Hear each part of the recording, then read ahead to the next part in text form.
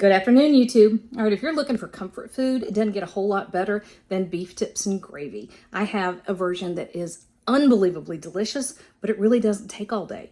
All right, let's cook, y'all. We got a family to feed. All right, we are in the realm of some serious comfort food here, y'all. All right, so everybody knows I shop at the warehouse store, right? That's where I do my grocery shopping. I do a warehouse store the way most people just do a trip to the grocery. And part of that means I end up with huge packages of protein. So this is a lot of beef stew meat, but it's only half the package. And so one of the things I do, I come home and I repackage all the meat so that I've got our family-sized portions of stuff. So a couple tablespoons of butter. It also means that I also look for ways to do different things. Like, that's a lot of beef stew meat. I don't really want to make beef stew that often. I want different things to do with it. So that's what I'm doing here. Making beef tips that I'm going to serve in this rich, luscious gravy that everybody's crazy about. Okay, so the first thing we do, I went through that package of the beef stew meat, and one of the problems with that is that why is my, oh, there, that's better.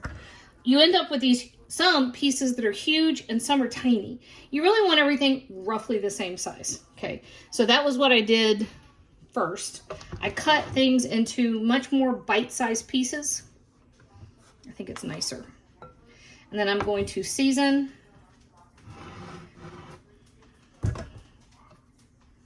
Salt and pepper. And a little bit of garlic powder. I may have to open the garlic powder because I don't think I did yet. Hang on. Okay, I got it open. I want to show y'all something that's pretty cute. So recently, Bouillon had turned out he's allergic to everything. Everything. He's allergic to everything. Anyway, I got him to a new vet and he feels 1,000 times better. But now that, every time I turn around, he's like, "What are we doing, Mom? What are we doing? You gonna come in here?" And he's been stalking me this morning. He feels good, so he comes in here and he yells at me, which I think is cute and it's funny. So if he starts yelling at me, that's what's going on. He feels good. Kinsley also had surgery on her foot. And so Kinsley has actually been on puppy dog duty. He wants to snuggle. And he gets cold. Now that the winter has hit, he gets cold. And so he gets in there and he gets under her blankets. But she's doing fine, by the way. But her, you know, if you've had surgery, sometimes you just aren't having it. You don't want anything to do with anybody. You don't feel well. You just don't want to be messed with. And so she's kicked him out. That's what's going on with the Bouillon face. Oh, now he's behind me. Get out of there. Now he is behind me, getting into the cupboard where the... Listen, we've had so much pet drama. He's behind me trying to get in the cupboard where the kitties, COOKIES are. All right.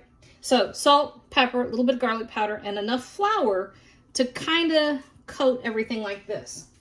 And then we've got a little bit of olive oil, a couple tablespoons of butter. And this first stage is kind of fiddly. It's a little bit of a pain, but you don't want to skip it because this is where so much of the flavor comes from. So all we're doing here, move some ingredients over so you can see. All we're doing here is browning everything. So we're going to brown this beef on all sides. And it will take a few batches.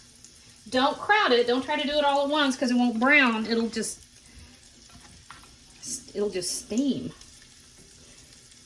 You have to have room so that when the moisture begins to come out of the beef, it can escape. Okay, so that's it. We're just browning. We're going to brown on all sides. You're not cooking it through. And it doesn't take all that long. See? It doesn't take all that long. But be patient and let this do its thing. You'll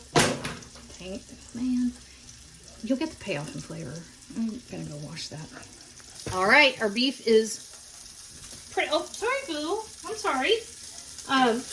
He's under my feet now, of course. The beef is pretty much browned off.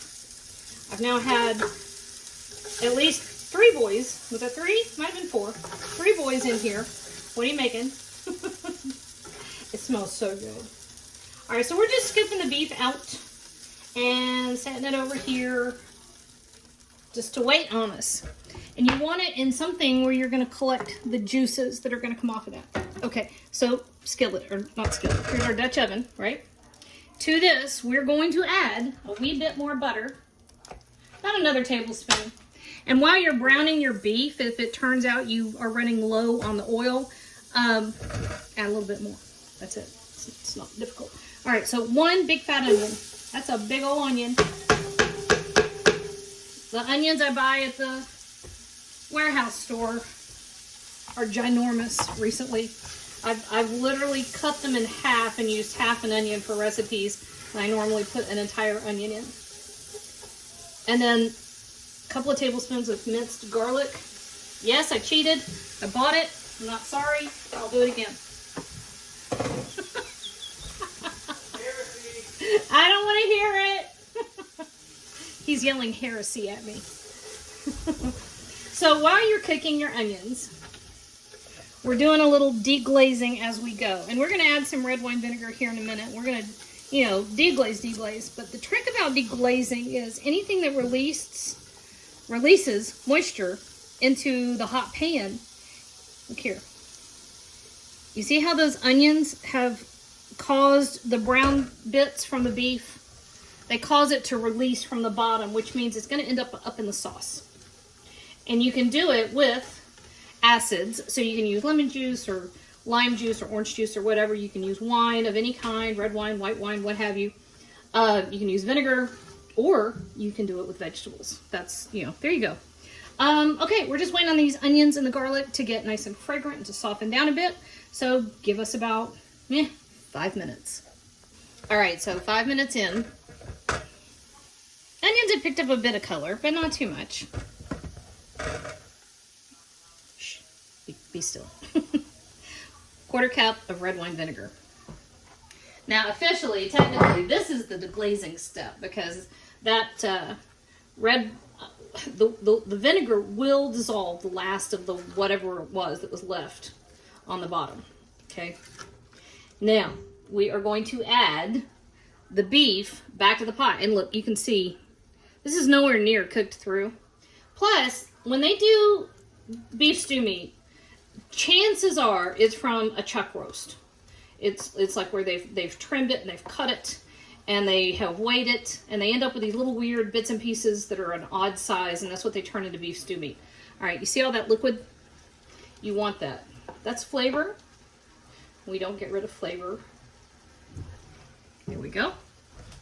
Now, a couple more things that we are going to do. With the beef broth, okay? It's 1 box of beef broth. I'm setting some aside. You'll see why we're going to do that in a little bit. And the rest of it goes in here. This is going to form the base of our gravy. But we want to bolster this a little bit. So we've got a bay leaf. We have about a tablespoon of dried thyme. About 1.5 tablespoons of dried oregano, because that's lovely. Somewhere I have tomato paste, which I have to go find. 1/2 teaspoon of red pepper flake. 2 tablespoons of Worcestershire. And one thing that I have discovered this past year or so is the better than bouillon stuff. I have a big fat heaping tablespoon of the beef, roasted beef flavor better than bouillon. I cannot stand most bouillon. I am absolutely enchanted with this stuff. The amount of flavor is spectacular. I think I've used every single variety they make. And y'all know me, I don't do product recommendations. All right, so big fat tablespoon. It's probably closer to 2. That's a soup spoon. All right, so that gets stirred in. I'm going to add I'm not going to make you watch it, but I'm going to add a tablespoon of, what's that stuff I was talking about a minute ago? Tomato paste. I'm going to add a tablespoon of tomato paste, and then this is going to come up to a boil. I'm going to reduce it to a simmer. And this is going to simmer for 30 to 45 minutes. It's going to depend on how tender these beef tips get, okay? That's what we're after, is rich, deep, intense flavor and really tender meat, okay? So tomato paste, simmer. All right, so do you see how much movement we have? Oh, there's a dishwasher. You see it? Just that wee bit. That's all you need, okay? Set my timer for 30 minutes, and we will be back to check on it. Oh, also, apparently I'm out of tomato paste, so I'm gonna lie and say that I put a good fat tablespoon of tomato paste in there. You and I both know we didn't. We're just not gonna talk about it. All right, we are on the downward slope, and it's a good thing because I think Bladen has eaten half of this batch. Testing it, he's testing it. Okay, so I've got about a 1/4 cup of cornstarch. I almost said corn syrup. No, not that. All right, and here's the beef broth that we held out. All we're doing is thickening this gravy. And you can do it in a couple ways. This is the flour I dipped out that I didn't use. You can use that. You can make a slurry with the flour and your beef broth. I will say this. Both of them, once you stir them in, you've got to bring it up to a boil before it will fully thicken. And with flour, you need to let it cook for a couple of minutes to get rid of the raw flour taste. Hello. With cornstarch, you just need to bring it up to a boil. You really don't get that kind of uncooked flavor. And the thing about using cornstarch, which I really love, is it's pretty. It turns pretty and glossy. The big thing is stir it super well, because I've just stirred this all together. If you wait, it will separate and you'll need to re-stir it. All right, so I just stirred that cornstarch slurry into our beef tips, and our gravy had already thickened a good bit. This is what's going to give it some body and some cling. You can already tell it. You can already see the difference. Okay, we're going to let that simmer just up to a full simmer. That'll cook the cornstarch, it'll thicken it up, and it'll get nice and pretty. All right, we are good to go. That came all the way up to a simmer. And that has now thickened to the full degree it's going to thicken. So you see how it's got body? That's what we want. Now, when you go to serve this, you can do all kinds of stuff. I'm actually gonna make a big batch of mashed potatoes here in a bit, but you can do other things too. So if you wanna do buttered noodles with parsley, that's fabulous. You can do mashed potatoes, you can do smashed potatoes if you wanna do lazy stuff, which is what I usually do. You can do grits or polenta. There's a million ways. You can also stand here with a fork and eat it just out of the pot. That's Bladen's preferred method. But that is some of the most incredible stuff you will ever taste. It is rich. It is intensely flavored. It is comforting. It is satisfying. And that is a big fat bowl of yum right there.